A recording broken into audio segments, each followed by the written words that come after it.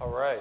So I'm Cory Johnson. I'm one of the hosts of Bloomberg West, which is a daily television program broadcast in traditional media as well as non-traditional media. It's on every day at 3 o'clock. We broadcast at 8 and 11 on the West Coast. It is broadcast all over the world. And I was out with my boss last night. We were talking about this argument we're often having with CEOs or 1,000-year-old PR people at these companies that we deal with who are always wanting to put their guests on CNBC sometimes and not on Bloomberg. We're like, look, we have not only do we have more important people watching our show, we have more people watching because we're on an iPad app and we're online and we're in mobile media. And I think the ways that we use media are so different today. And my show is certainly talking about that, but also broadcasting it this way. So this panel is sort of perfect to talk about the different ways that video is being used, I think, different than we're normally thinking about. So I'm going to have you each actually just introduce and give me a couple minutes just on your company. I'll start with you, Guy. Sure. My company's called Kingmaker. We've yet to launch. We've just done the whole VC thing and raise money. But end of November, we launch our first community-enabled brand. And what that means is that we help people live the lives they've always wanted to live by providing them with the information and inspiration they need to take action. And at the very heart of that effort is video content. And so what we do is we create these web shows. They're sequential with the same personality per show each week, teaching you theory, new technique, helping you understand what works for you. The first vertical we're starting in is style, women's style, and then we're going to start creating these experiences in a lot of different verticals. The most salient point here is, as it relates to video, of course, that we allow our community to participate in programming what it is that we actually provide them with in terms of content. So they can make requests for specific looks or techniques or theories, and if there's enough participation around that, we'll change our programming schedule to reflect that. Jennifer Yen? Hi, I'm Jennifer. I'm the creator and founder of Pure Lisse Beauty. And Pure Lisse Beauty is an anti-aging skincare system inspired by my grandmother's Chinese herbal remedies and modern French skin technology. And the reason why I started at Pure Lisse is because I was an actress on Power Rangers as the evil villainess. And my skin became really sensitive from all the heavy makeup, and nothing was working for my skin. I tried everything from natural products, organic products, luxury high-end brands, and there wasn't a specific skincare company that addressed my skin issues. So I started using my grandmother's natural remedies, such as blue lotus and white tea, but I wanted to fuse it with modern French skin technology while leaving out known allergens, such as parabens, petrochemicals, synthetic color fragrance. And as a result, Pure Lisse is a super effective, luxurious skincare brand that targets anti-aging, but yet it's gentle and safe enough for sensitive skin. It's kind of, no one would guess that you're 84 years old, so it's very impressive stuff. Yes, it's my grandmother's Chinese beauty secrets. They might guess that I am. And then Kent, here from Austin, tell us. I'm Kent. I am a filmmaker and a musician, and I'm supervising producer at a company called Invodo. And basically what we do is strategy, content, platform, and network for e-commerce videos. So we basically plan, execute, and then are able to host with high metrics and SEO videos for products, sales, and information. So Ken, I think I want to start with you because your business started as what we were talking about before, as a player, as a sort of software solution before figuring out what to do with that software maybe. And I wonder, in terms of presentation, what kind of metrics do you think are most valuable? Because one of the things we start to observe when we look at how people measure, when people measure what's online, the measurements are lower than when they're not measured, and CPMs are lower, and sort of you see the customer engagement, but sometimes you don't want to see that because the numbers aren't what you want. What do you guys, talk about your approach and how you try to see what's happening from the user's end? Well, it's kind of interesting because it also kind of plays off of what they were just discussing when they talked about that extra button on Zappo. Right. So we do a lot of A/B testing. So with some new clients, we'll actually produce 2 different videos and test them out to see which play better. Something we look at metrics-wise is sort of add to cart and drop-off rates to help us sort of build a video that is the right length for the what. I wanted to ask about that. What is the right length? It really depends on what the product is and what the information is, but most people don't want to watch anything over 3 minutes, which is also interesting though, because most of the videos we make, just to someone who's, if I just showed it to my friend and was like, hey, look at this commercial I did for Verizon, they'd be like, okay, this is kind of long, but when you're actually like shopping for a device, it's not long at all. Like it gives you the information you want, and we notice that the drop-off rate is it's like 80%. People watch it all the way through. So the videos, they do pretty well, and it's kind of sort of a weird world too, where people nowadays are, DVRing and fast-forwarding through commercials, but then they're actually like going online to watch longer form commercials. Talk to me about some of your clients. What kind of clients have worked? We have a full range of clients. We have some clients where we do more of like a white background where someone's talking about the product, to the stuff that I do for like Verizon and Barnes & Noble, which are more like commercial based. There's sort of a mixture of like live action, like use cases, and then sort of a 3D world where the devices exist and we can sort of show functions and forms. Interesting. And is it agency work, or how do you get the gigs? Well, we have a sales team that basically goes out and sells it directly to the brands, and our model is we do it well under what the agencies do it for, but we're actually starting to get hired by some of those brands to do more agency leaning stuff, like rather than going directly to their agency. Interesting. Jennifer, I wonder if you can talk about the topic here, video. Why use video, and how does that let you engage with the customer in a different way? So in my business, it's very simple because you want to have a consistent brand messaging, and video is the most effective way. I mean, I'll give you an example. When we open up an account, like we're at New Beauty, Fred Siegel, CO Bigelow, or in skinstore.com and various other outlets, I have to go in there and train all of their staff, whether it's customer service or their sales associate. And you can't expect these people to remember your message, what makes your brand different, and to ultimately communicate that to the end buyer. And so for us, we're investing heavily into video producing because, it's really important to educate consumers on the ingredients, the ingredients you leave out and why.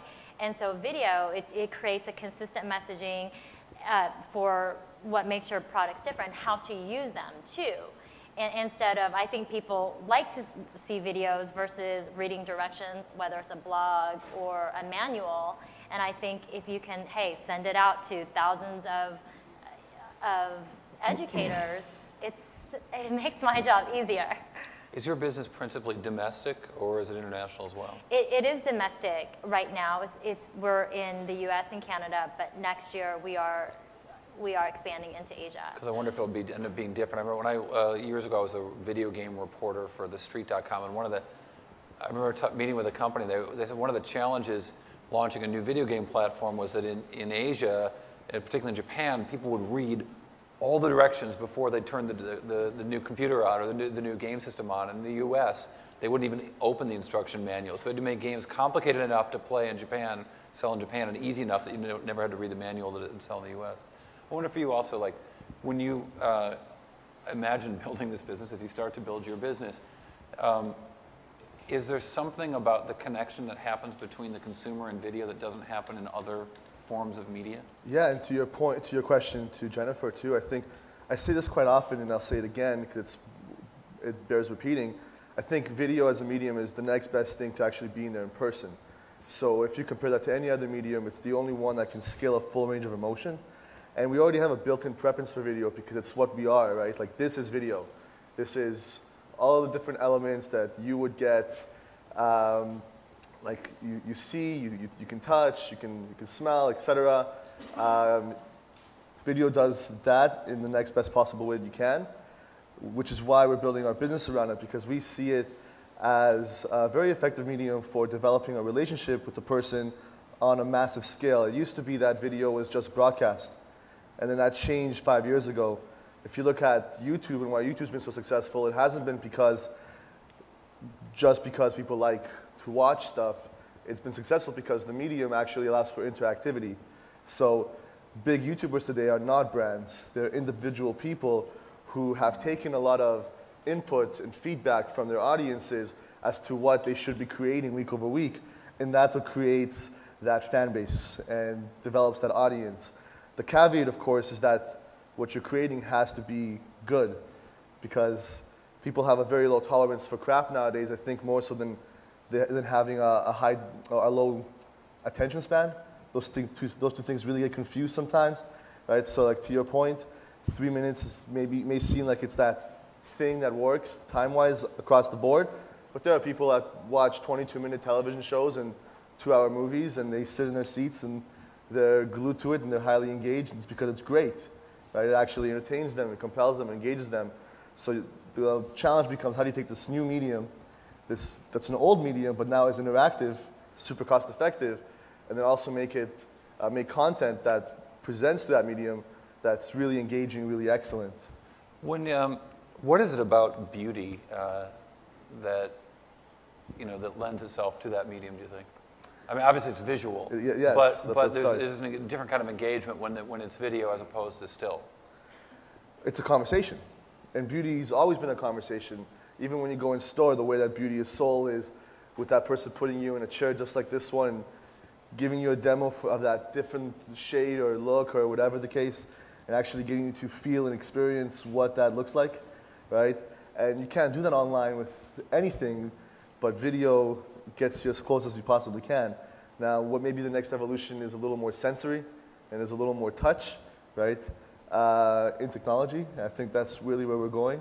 But right now, there's a big difference between seeing somebody or reading through a tutorial where you have like 8 images and 8 steps from 0 to 100 versus a 5-minute video where there's a real person who you can connect to, you can understand, who you can relate to, telling you exactly what you should do, and then encouraging you to provide feedback or ask questions if you're confused. Right? It's elevated. It's an elevated engagement.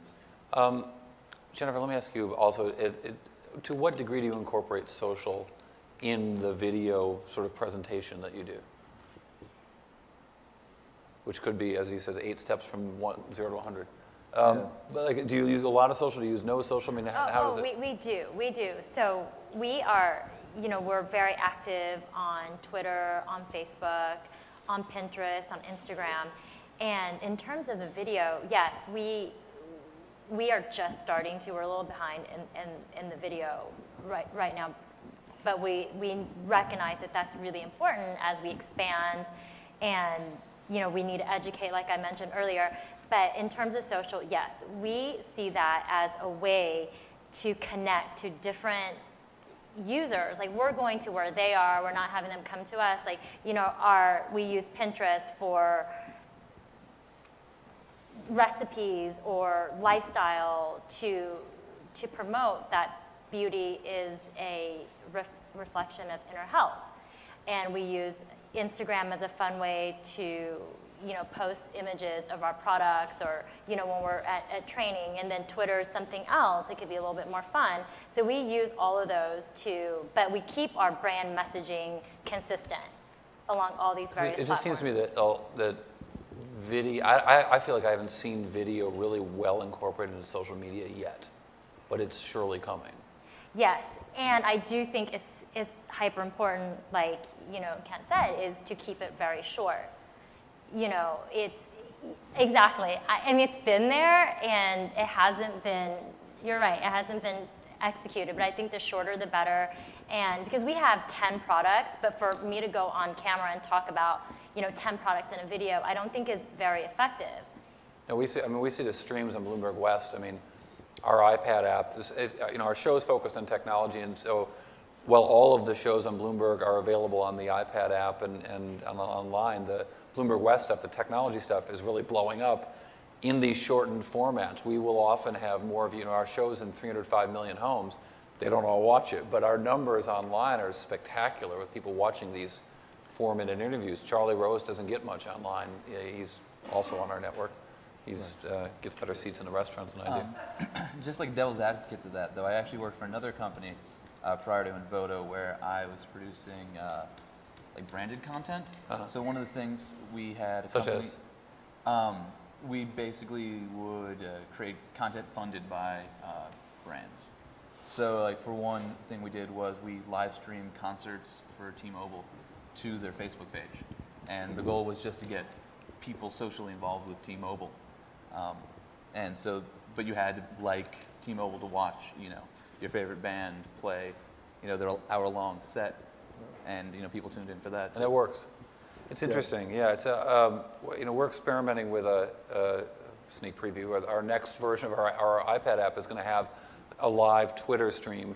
So our show is also broadcast live on the app and online. And with some tests, we found that people really enjoy engaging with the show while the show is on.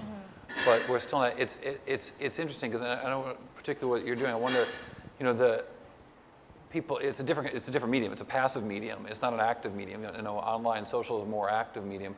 But I wonder how you guys see that, because you probably more than anyone up here measure exactly what's happening with your user. What do you see in terms of their interactivity? Like clicking on something and then watching it is, I'm engaged.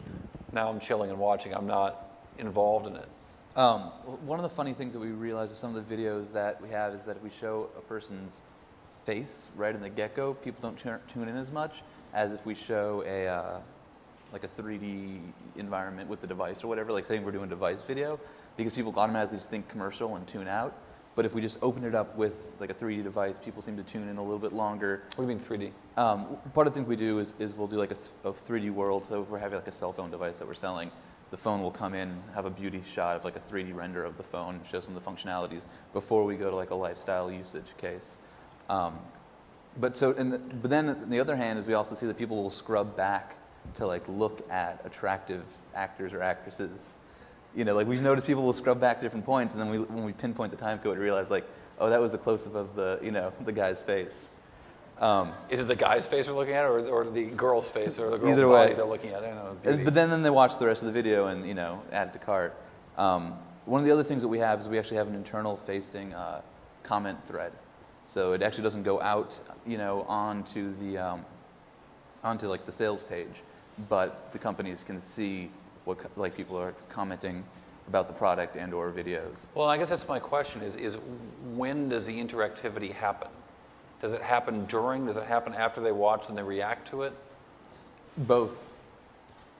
Just kind of depends on what they're looking at. To your point about, I think video is inherently social. It's just not being utilized in a way that it is, because the frame of reference is still very television or film. So a lot of the big branded efforts that you see with video online are film light or made for TV for YouTube, but they aren't capitalizing on the promise of video as a social medium. But there's no argument there, because if you look at Skype has over 700 million active users who every week are speaking to someone across time and space and seeing all of them, right? 99% is the body language when you're communicating. That's revolutionary. I mean, I think it's too early for us to really understand the implications of that, but 5-10 years on the line, we're going to look back and see that that's probably the biggest shakeup in communication since the printing press. Because when in our history have we been able to do that? It's all been leading up to this point. Like, the whole motivation behind the development of our communications devices has been, let's make distance over time and space feel less distant. And let's make it feel more real and more human, and that's coming now. So I truly believe that the future of the internet is television, but interactive, right? And that. So, all right, so talk about how you're going to use that as you launch your products. Well, I think the thing that makes video very difficult, and this is why it hasn't really been done, is that if that's what you believe, if that's your thesis, that means that you have to change the way you produce content, especially with video, because typically the way it's done, and likely at Invodo too, is you'll pick a day or two and you'll can 10, 15, 20 video assets, and then you'll just publish them out over the course of a year, right? That's dead content, because it can't reflect the nature of time, of the situation, of the events that are happening when it actually is published, because it's already been created. right? So to do what I'm suggesting effectively, you actually have to create production ability that is rolling. So every week you can create a brand new video from scratch, or several videos from scratch, cost effectively and efficiently and excellent. That's something that hasn't been systemized yet. It hasn't been established yet. It hasn't been perpetrated, if you will. We in Bloomberg West, one of the sort of, without talking about it, but one of the ways we sort of keep it, it's obviously it's a news show. We're on every day. And, yes. But our shot, our set, can we see it there? We're looking as we look at the, well, over there, Pier 3. You can, when you watch the show, you can actually see out the windows. You can see the Bay Bridge. You can see the ferries go by and the boats go by. And it says to our viewer two things. It says they're physically in San Francisco. They're but they're also there now live. It's something of the moment. And what it really does, I think, more than anything, is it. I think when you do video online, what you're doing, and you're doing anything social online, you're trading in authenticity. That's the currency, right? The boats don't go that fast, though. That's booking. That's the currency. So when they see you, not necessarily on a green screen, not necessarily in a set, right, but in a setting that's real and relatable, I think it imbues something, right? I hope so. We're just trying this thing. I don't know if it's going to work. Let me ask you about mobile, because you're in a place where you're selling now. I think 50% of YouTube viewers are mobile. I noticed that when the new iPhone came out without Google Apps, the #1 downloaded app that weekend shocked me. It was YouTube. I don't watch a lot of videos on my phone, but most people are watching YouTube videos on mobile devices. To what degree do you do things differently for mobile? Pure Lisse or myself? Either. Well, so we don't have an app yet, but I personally do watch videos on my iPhone, but Pure Lisse, we don't have an app right now. Do you get a sense that people are consuming it nonetheless, HTML5 or whatever on the mobile devices? Oh yes, absolutely. I use, and my team uses mobile to tweet or do Instagram, obviously all of those, but we don't have an app where you can purchase and buy, but we are in the process of developing that right now. As we launch, we want to use that as a way to have unique content whether we're giving beauty tips or when we launch at certain locations, we're announcing we're about to launch on Shop NBC, and so that's why we're developing this app where we can announce it in a very non-intrusive way, whether it's through a text or. Interesting. I want to get to the Shop NBC stuff in a minute too, but I want to ask you as well. Yeah. One of the dynamics we see about monetization of mobile is that the ad rates. If ad rates online are so much lower than they are offline for whatever reason, on mobile it's even worse. And we see that in Facebook's results as they add users, the revenue growth is actually declining on an ARPU basis, on an average revenue per user basis, which suggests all the new users who are mobile and not in the U.S. just are not as valuable, anywhere near as valuable as users they were used to online. We see that with the results of Zynga, but we hear from places like Twitter that some days their mobile monetization is higher.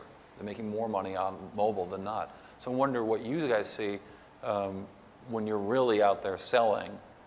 Are people consuming the same stuff on mobile, and are they responding in the same way? Well, our player plays on mobile, but I actually, I don't know the answer to that. That would be a question for one of the engineers or implementation guys on my team. So presently you're not designing to mobile? Designing campaigns or so on, if that's what you call them? Not that I know of, but it's probably in the works in that department. Top secret. I can speak to that a little bit. I think, the thing with mobile is that it's the new digital, right? So if you think of pre-online being analog, that was just something that everybody accepted. Nobody said that's an analog television, it's the television, right?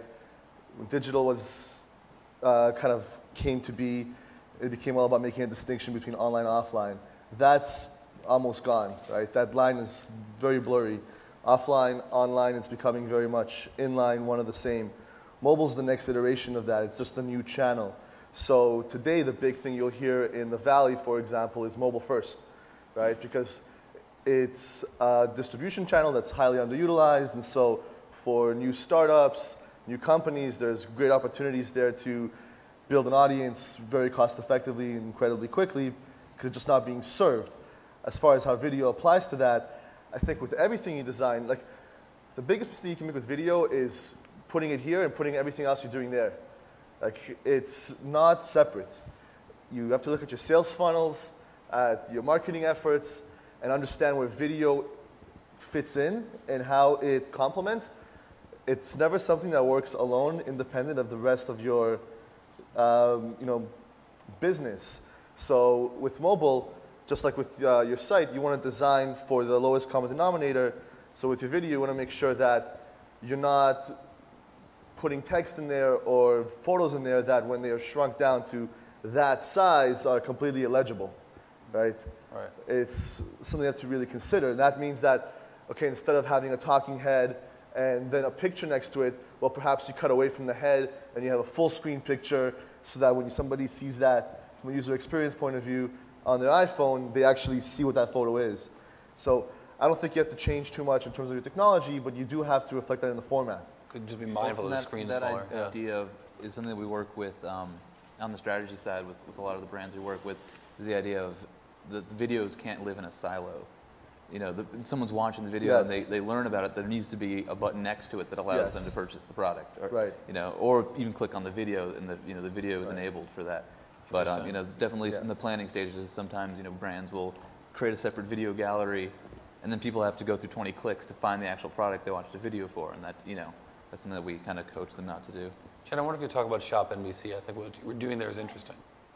Oh, yeah. So, as we speak about a lot of video and social networking, and I think because my life exists in California and New York, and we hear about this a lot, but there's also a huge part of the population, middle America, that actually still really watches TV. They follow the program guide, and they actually purchase. They will watch someone on TV, sell their product, pick up a phone, call the 1-800 number and buy products. And that's how they really buy. And it sounds really archaic, but it is it's a huge business.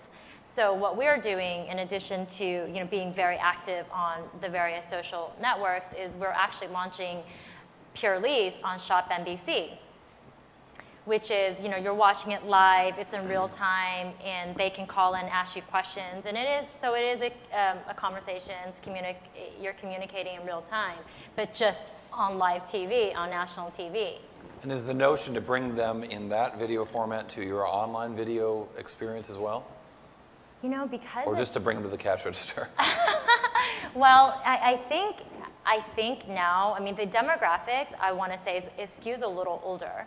But I think that two things. You want to bring a lot of awareness to the brand because you're actually speaking to hundreds of thousands of viewers versus and then hopefully they will go online, they'll research your product, they'll go to your website and learn more about it and hopefully purchase. If they don't call immediately, the goal is to have them be aware of your brand, go online, do the research, and buy it. Well, because no one's done a better job of turning video into a sale of a product than QVC, Home Shopping Network, and Shop NBC. Right, exactly. And I think that with video now, I think it's really hard to actually go, like say on YouTube, and talk about a product and say, okay, go buy it on purelease.com.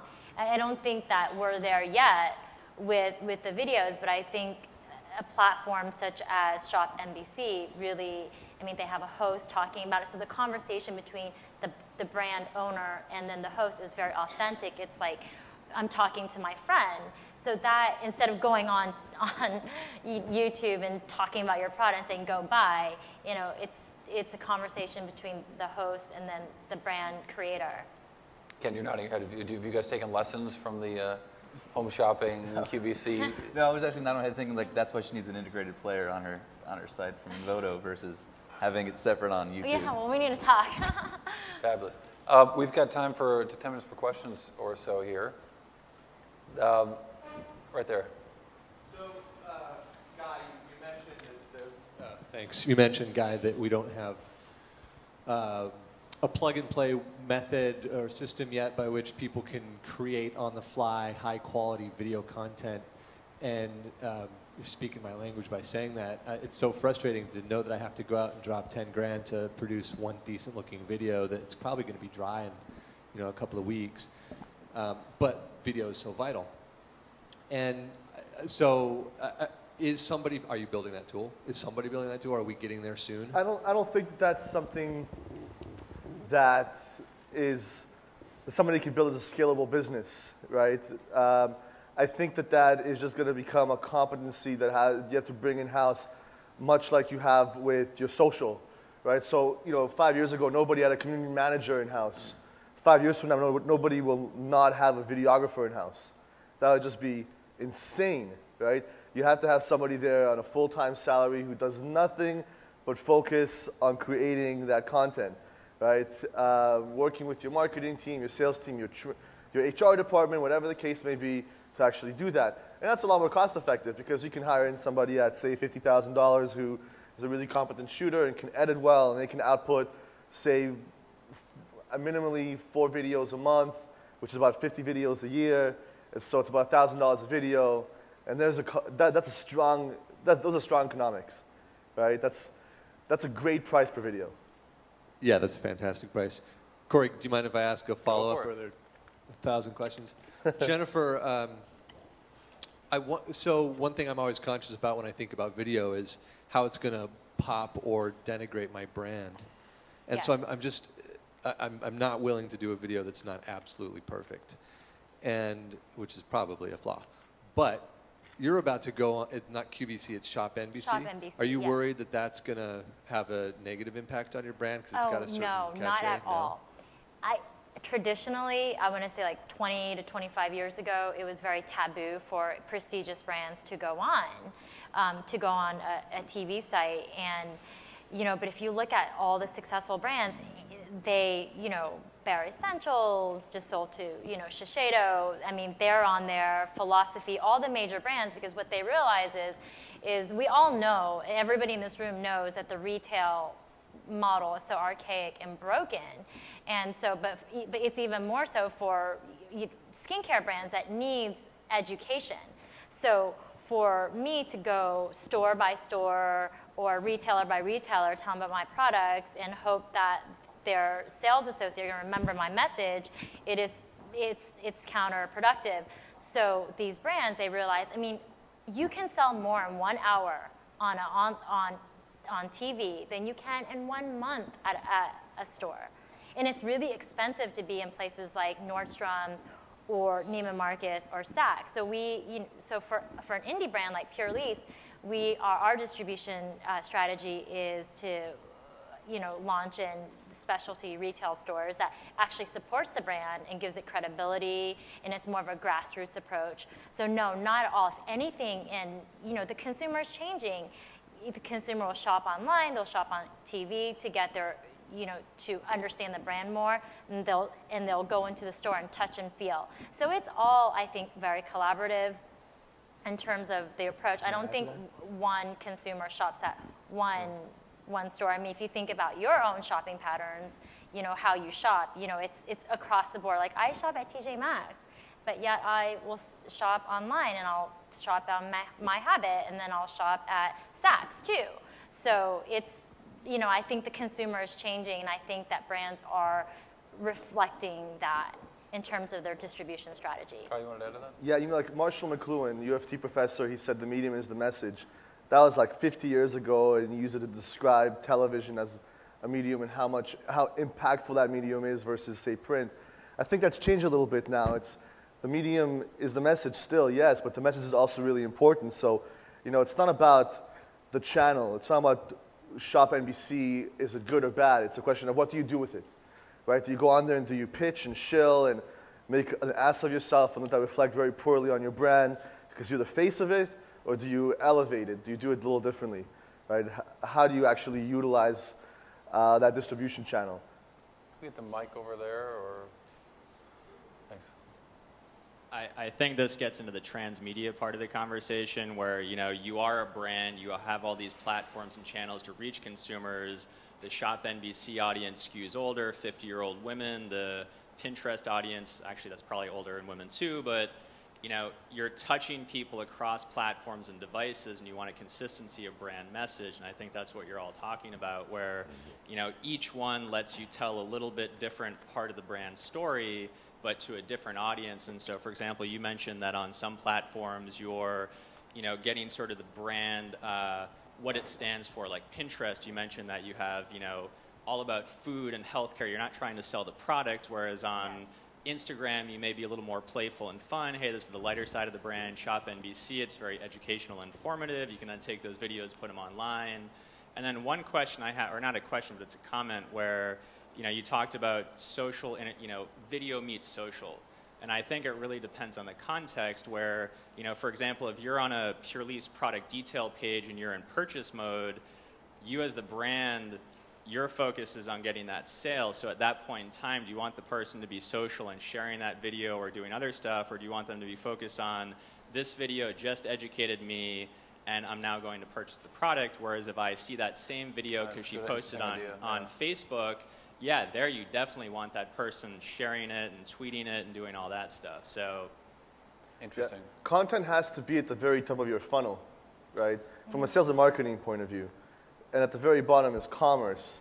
But if people want to spend more time getting intimate with your content, I would encourage you to allow it, right? Even if it means they purchase less, because it's short-term versus long-term, right? You can do that whole like pressure buy, flash sale, there's 5 minutes left at this price, get it now, which I think, at the retail level isn't even being done anymore. You don't get those pushy salespeople coming at you because it leads to buyer's remorse and ultimately returns, and you have to outfit a large customer service team just to handle complaints and encourage people to keep the product versus giving it back to you. So there's a lot to be said for understanding the long-term implications of content for not just leading to an immediate purchase, but creating retention and recurring purchase, right? And actually turning a user into a brand ambassador. And that takes time, and it takes money, and it's a long tail approach. But I think in today's internet, it's what you have to do.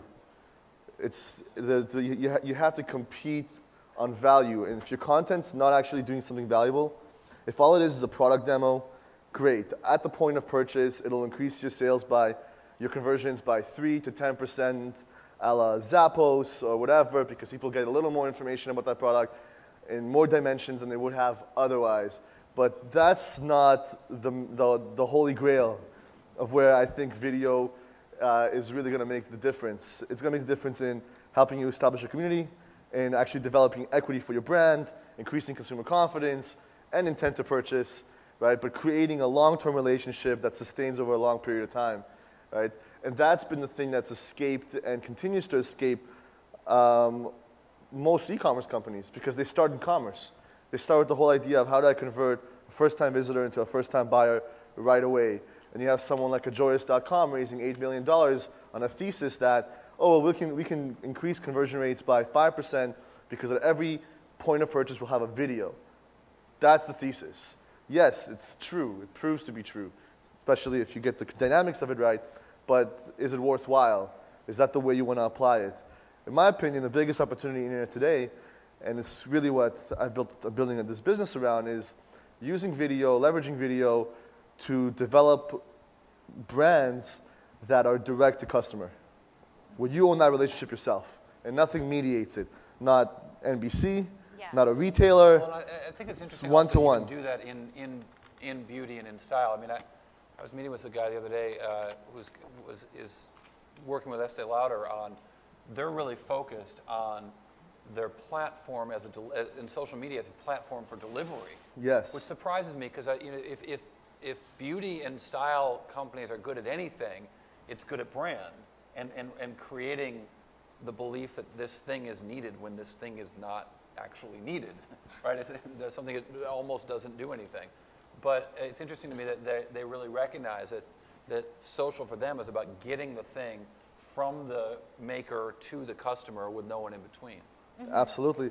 It's why Amazon's a viable, sustainable business. It's why Facebook is as well. It's why Instagram was bought for $1 billion. If Instagram didn't own the relationship with their viewer, they would have had zero value. The technology wasn't valuable.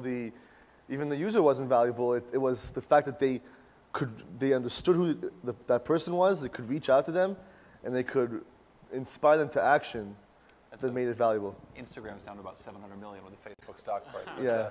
I've actually got a real-time ticker on my desk that shows me the current price. Yeah. One thing about the two types of videos too is that it's one of the things in the strategy sessions we kind of talk to clients about is creating the e-commerce video that exists on the site that informs the consumer, that keeps the company being like the expert in whatever they're selling, and just kind of gets that conversion. But then also creating more like calling card social videos that can go out to draw people into the site, so that Not at all.